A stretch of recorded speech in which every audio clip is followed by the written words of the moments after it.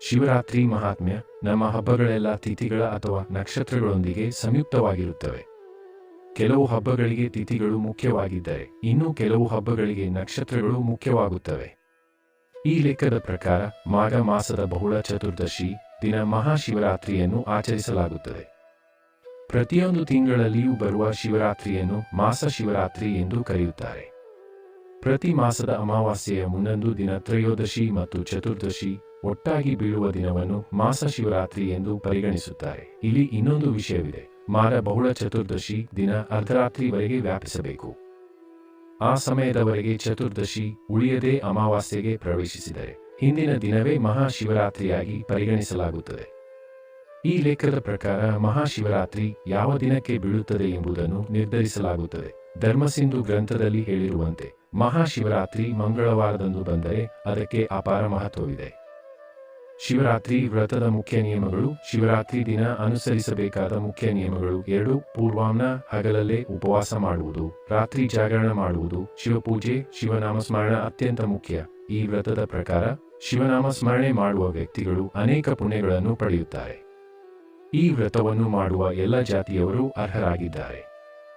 ಶಿವರಾತ್ರಿಯ ವ್ರತವನ್ನು ಆಚರಿಸುವವರು ಮಹಾಪಾತಕಗಳಿಗೂ ಮುಕ್ತರಾಗುತ್ತಾರೆ. ಶಿವಲಿಂಗೋತ್ಪತ್ತಿಯ ಪೌರಾಣಿಕ ಕಥೆ. ಪ್ರಾಚೀನ ಕಾಲದಲ್ಲಿ ಬ್ರಹ್ಮ ಮತ್ತು ವಿಷ್ಣು ದೇವತೆಗಳ ನಡುವೆ ಯಾರು ಶ್ರೇಷ್ಠ ಎಂಬ ವಿಚಾರವಾಗಿ ವಾದವಿವಾದ ಉಂಟಾಯಿತು.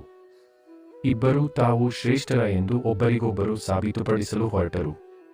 ಅವರ ಅಹಂಕಾರವನ್ನು ದೂರ ಮಾಡುವುದಕ್ಕಾಗಿ ಶಿವನು ಜ್ವಾಲಾಲಿಂಗ ಅಗ್ನಿಲಿಂಗ ರೂಪದಲ್ಲಿ ಪ್ರತ್ಯಕ್ಷನಾದನು. ಬ್ರಹ್ಮನು ವಿಷ್ಣುವು ಶಿವಲಿಂಗದ ಪ್ರಾರಂಭ ಮತ್ತು ಕೊನೆಯ ಅಂಗಳವನ್ನು ಹುಡುಕಲು ಪ್ರಯತ್ನಿಸಿದರು. ವಿಷ್ಣುವರಾಹ ಹಂದಿ ರೂಪದಲ್ಲಿ ಭೂಮಿಯ ಒಳಗಿನ ಭಾಗವನ್ನು ಹುಡುಕಲು ಹೋದನು. ಬ್ರಹ್ಮಹಂಸ ಹಕ್ಕಿ ರೂಪದಲ್ಲಿ ಆಕಾಶದ ತುದಿಯ ಕಡೆಗೆ ಹೋದನು. ಆದರೆ ಅವರು ಯಾರೂ ಸಹ ಶಿವಲಿಂಗದ ಆರಂಭ ಹಾಗೂ ಅಂತ್ಯವನ್ನು ಪತ್ತೆ ಮಾಡಲಾಗಿಲ್ಲ. ಅಂತಿಮವಾಗಿ ತಾವು ಸೋತಿರುವುದನ್ನು ಒಪ್ಪಿಕೊಂಡರು. ಆಗ ಶಿವನು ತನ್ನ ಸ್ವರೂಪದಲ್ಲಿ ಅವರ ಮುಂದೆ ಪ್ರತ್ಯಕ್ಷನಾಗಿ ಅವರ ಅಹಂಕಾರವನ್ನು ಹತೋಟಿಗೆ ತಂದನು. ಶಿವನ ಶ್ರೇಷ್ಠತೆಯನ್ನು ಒಪ್ಪಿಕೊಂಡ ಬ್ರಹ್ಮ ಮತ್ತು ವಿಷ್ಣು ಶಿವನನ್ನು ಕೀರ್ತಿಸಿದರು. ಈ ದಿನವೇ ಮಹಾಶಿವರಾತ್ರಿಯಾಗಿ ಪರಿಗಣಿಸಲ್ಪಟ್ಟಿದೆ. ಶಿವಪೂಜೆ ವಿಧಾನ. ಶಿವಲಿಂಗ ಆರಾಧನೆ ಮುಖ್ಯ. ಬಿಲ್ವ, ಬೆಳ, ಪತ್ರ, ಹಾಲು, ನೈವೇದ್ಯ ಸಮರ್ಪಿಸಬೇಕು. ಶಿವನಿಗೆ ತೆಳ್ಳನೆಯ ಹೂವಿನ ಅಲಂಕಾರ ಶ್ರೇಷ್ಠ. ಹಾವಿನ ನೊಂದಿಗೆ ಬಲಗಡೆ ದೀಪ ಬೆಳಗಬೇಕು. ಎಣ್ಣೆಯ ದೀಪವನ್ನು ಎಡಗಡೆ ಹಚ್ಚಬೇಕು. ಶಿವಲಿಂಗವನ್ನು ನಂದಿಯ ಕೊಂಬುಗಳ ನಡುವೆ ನೋಡಿ ಪೂಜೆ ಮಾಡಿದರೆ ಹೆಚ್ಚಿನ ಶಕ್ತಿ ಲಭಿಸುತ್ತದೆ. ಶಿವರಾತ್ರಿ ವ್ರತ ಕಥೆ. ಈ ವ್ರತದ ಕುರಿತಾದ ಪುರಾಣ ಕಥೆಯನ್ನು ಶಿವನು ಪಾರ್ವತಿಗೆ ವಿವರಿಸುತ್ತಾನೆ. ಒಮ್ಮೆ ಒಂದು ಕಾಡಿನಲ್ಲಿದ್ದ ವನ್ಯಜನ ವ್ಯಾಧ ಪ್ರತಿದಿನವೂ ವನ್ಯ ಪ್ರಾಣಿಗಳನ್ನು ಬೇಟೆ ಮಾಡುತ್ತಿದ್ದನು. ತನ್ನ ಕುಟುಂಬವನ್ನು ಪಾಲನೆ ಮಾಡಲು ಶಿಕಾರಿ ಹೋಗಿ ಪ್ರಾಣಿಗಳನ್ನು ಬಲಿ ಕೊಡುತ್ತಿದ್ದನು. ಒಂದು ದಿನ ಅವನು ಸಂಪೂರ್ಣ ಕಾಡನ್ನು ತಪಾಸಣೆ ಮಾಡಿದರೂ ಏನೂ ಪ್ರಾಣಿ ಸಿಕ್ಕಲಿಲ್ಲ. ಹಸಿವಿನಿಂದ ತುಂಬಿದ ಅವನು ಒಂದು ಕೆರೆಯ ಬಳಿ ತಲುಪಿದನು.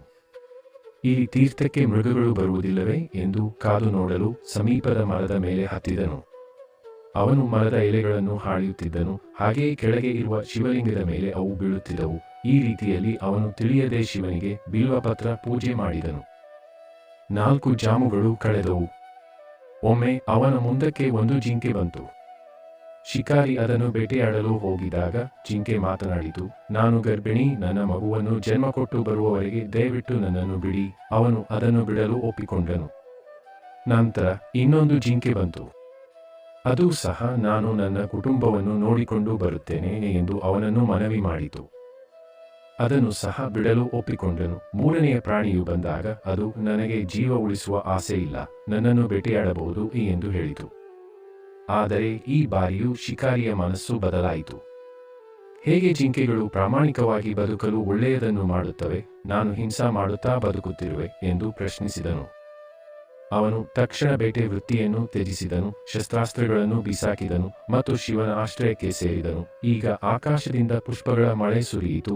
ದೇವತೆಗಳು ಸಂತೋಷಪಟ್ಟರು. ನೀನು ತಿಳಿಯದೆ ಶಿವರಾತ್ರಿ ವ್ರತವನ್ನು ಅನುಸರಿಸಿದ್ದರಿಂದ ಈ ಪುಣ್ಯಫಲದಿಂದ ನೀನು ಮೋಕ್ಷವನ್ನು ಪಡೆಯುತ್ತೀಯ ಎಂದು ಸ್ವರ್ಗದ ದೂತರು ಘೋಷಿಸಿದರು.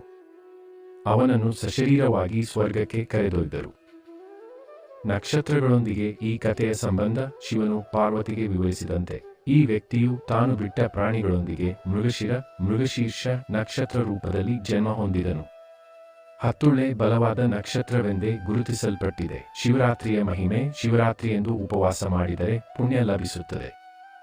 ಶಿವನಾಮ ಜಪ ಮಾಡಿದರೆ ಪಾಪಗಳಿಂದ ಮುಕ್ತಿ ಲಭಿಸುತ್ತದೆ. ರಾತ್ರಿ ಜಾಗರಣ ಮಾಡಿದರೆ ಪ್ರಜಾಪತ್ಯ ವ್ರತದ ಫಲ ಲಭಿಸುತ್ತದೆ. ಶಿವಪೂಜೆ ಮಾಡುವವರು ಪರಮೋಚ್ಚ ಗತಿಯ ಅನುಭವಿಸುತ್ತಾರೆ. ಈ ವಿಧವಾಗಿ ಶಿವರಾತ್ರಿ ವ್ರತ ಮತ್ತು ಅದರ ಮಹಿಮೆ ಹಲವು ಪುರಾಣಗಳಲ್ಲಿ ವಿವರಿಸಲಾಗಿದೆ. ನೀವು ಈ ಪಾವನ ದಿನದಲ್ಲಿ ಶಿವನ ಆರಾಧನೆ ಮಾಡಿ ಪುಣ್ಯವನ್ನು ಸಂಪಾದಿಸಬಹುದು. ನಮಃ ಶಿವಾಯ.